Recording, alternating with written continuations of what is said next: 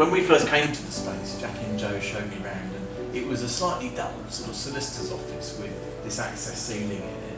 And actually, I have to say, slightly unbelievably, they said to me, well, we want to make this both a fantastic office for AVR London and also a home and a space for the Anise Gallery, and the two to kind of coexist and to feed off each other.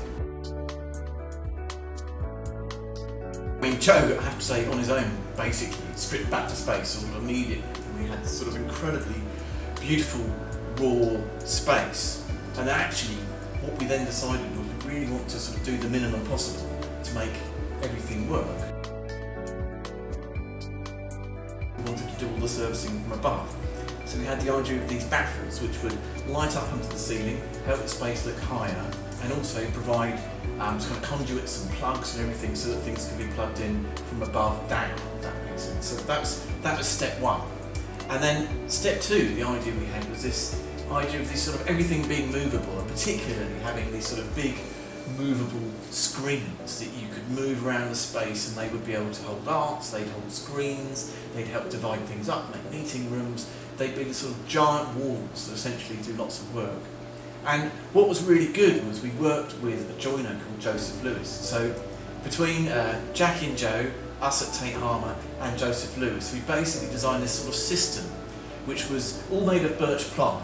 So the other decision we made was everything new was going to be made from birch ply, so you could tell what we'd inserted into the space, and the rest of the space is essentially painted white.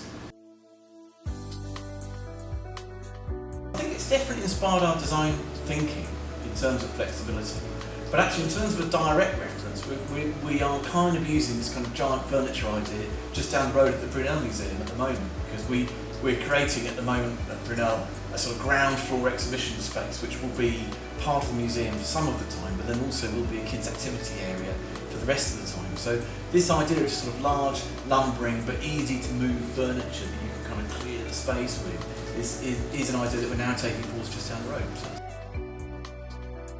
I think there is still, it could be something that could be taken further, and I still think, it could be, you could go approach feature or something, or it could be a gallery system. But I mean, I think it's probably step two, isn't it? So, but it's great to see them working again, and I hope you enjoy the tour.